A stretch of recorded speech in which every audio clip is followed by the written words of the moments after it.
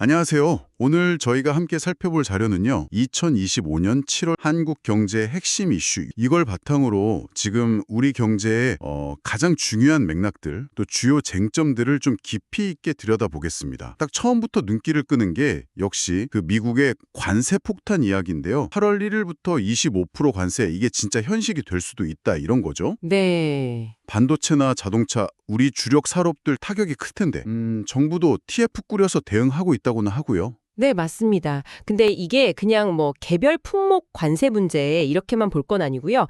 자료에서도 잘 짚어주셨는데 현재 미국 실효 관세율이 17.6%잖아요. 네. 이게 1934년 이후 최고 수준이라는 점. 그러니까 거의 뭐 대공황 시절 수준으로 돌아갔다는 거거든요. 와, 1934년이면 정말 오래전인데요. 그렇죠. 이게 그냥 나오는 게 아니라 미국의 새 예산법 문제라던가 또 무역 불균형 해소 압박, 여기에 그 방위비 분담금 있잖아요. 네, 100억 달러 요구? 연간 100억 달러? 우리 돈으로 한 13조 8천억 원. 이 모든 게 좀 맞물려 돌아가고 있다는 게 핵심입니다. 그러니까 미국이 경제 정책을 가지고 동맹 관계나 국제 질서 자체에 좀 변화를 주려는 거 아니냐, 이런 시각이 있는 거죠. 아, 그런 큰 그림에서 봐야 하는군요. 그런데 이런 외부 압박도 큰데 우리 내부 상황도 좀 만만치가 않잖아요. 그렇죠. 자료 보니까 한국은행이 오늘 기준금리를 동결할 것 같다. 2.50%로요. 아무래도 가계부채 때문이겠죠. 네, 그게 제일 큰 이유로 꼽히죠. 집값도 다시 좀 오르는 것 같고 주택 관련 대출도 늘고 있으니까 일단은 안정 쪽으로 가는 것 같은데, 근데 또 재밌는 건 전문가들은 하반기, 그러니까 3분기부터는 금리 인하 시작해서 연말에는 2.0%까지도 본다는 거예요. 네, 맞아요. 금리를 묶어야 할 이유랑 내려야 할 이유가 지금 막 같이 있는 셈인데, 심지어 1분기 GDP는 마이너스 성장 아니었습니까? 네, 그랬죠. 경기 침체 우려도 나오는데 이 서로 다른 신호들, 이 긴장감을 어떻게 봐야 할까요? 바로 그 지점입니다. 그게 지금 한국 경제가 처한 좀 복잡한 상황, 딜레마를 딱 보여주는 거죠. 딜레마요? 네, 그러니까 마이너스 성장은 경기 하방 압력이고 미국의 관세 위협은 외부 충격이고, 이건 금리를 내려야 할 요인인데 또 안에서는 가계부채라는 금융 안정 문제가 있으니 금리를 올리거나 묶어둬라 하고. 양쪽에서 압박이 오는 거네요. 그렇죠. 이런 다층적인 어려움 속에서 KDI, 그러니까 한국개발연구원이 AI 융합 전략을 강조하는 걸 좀 눈여겨볼 필요가 있습니다. AI 융합 전략이요? 네, 이게 단순히 뭐 신기술 도입하자 이런 차원을 넘어서요. 현재의 위기를 좀 돌파하고 미래 성장 동력 과정 확보하려는 어떤 근본적인 대안으로 AI를 보고 있다는 거죠. 설비 투자도 점진적으로 회복될 거란 예상도 있긴 하지만 결국은 당장의 위기 대응 그리고 장기적인 성장 기반 마련, 이 두 가지 과제를 동시에 해내야 하는 뭐랄까 좀 어려운 숙제를 안고 있는 셈입니다. 그렇군요. 그래서 진짜 중요한 질문은 이거예요. 이 복잡한 압박들 속에서 과연 어떤 정책 조합이, 어떤 균형점이 최선일까 하는 거죠. 네.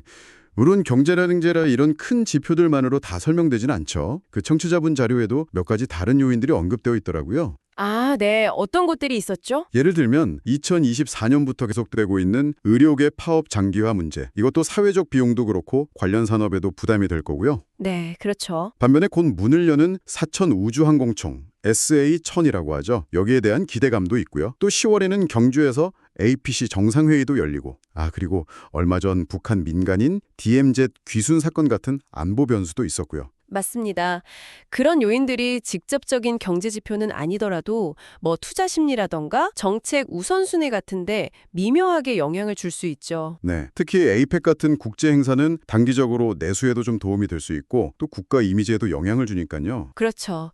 그런 부분까지 같이 봐야 좀 더 전체적인 그림이 보이겠죠. 자, 그럼 오늘 이야기를 좀 정리해 보겠습니다. 현재 한국 경제는 미국의 관세나 방위비 같은 강한 외부 압력에 직면해 있고, 동시에 안으로는 가계부채 문제나 경기도나 우려 같은 과제를 안고 있다. 이렇게 요약할 수 있겠네요. 네, 맞습니다. 그리고 이런 복잡한 상황 속에서 AI 같은 새로운 기술을 통해 어떤 돌파구를 찾으려는 노력도 함께 진행되고 있고요. 오늘 청취자분 자료 덕분에 이런 다층적인 상황을 좀 입체적으로 볼 수 있었던 것 같습니다. 네. 여기서 그럼 한 걸음만 더 나아가서 청취자분들께서 한번 생각해 보실 만한 질문을 던지면서 마무리하면 어떨까 싶습니다. 네, 좋죠. 아까 KDI가 AI 융합 전략을 강조했다고 했잖아요. 이게 단순히 그냥 기술 도입 이걸 넘어서서 지금 우리가 겪는 이런 외부 압력이나 내부 제약을 좀 근본적으로 해결하는 데 도움이 되려면요. 구체적으로 한국의 어떤 산업 구조를 어떻게 바꾸는 방향으로 가야 할까요? 근본적인 산업구조 재편 방향이군요. 네. 그러니까 기술을 발판으로 삼되 외부 충격에는 좀 덜 흔들리고 내부적으로는 더 탄탄한 경제 구조. 이걸 만들기 위한 구체적인 그림은 뭘지 한번 고민해 보시면 좋겠다는 생각이 듭니다. 이게 앞으로 계속 주목해야 할 지점이 아닐까 싶어요. 네, 정말 중요한 질문인 것 같습니다. 오늘 한국 경제의 주요 현안들에 대해 이렇게 깊이 있는 이야기 나눌 수 있어서 유익했습니다. 함께 해주셔서 감사합니다. 네, 감사합니다. 저희는 다음에 또 흥미로운 주제로 찾아뵙겠습니다.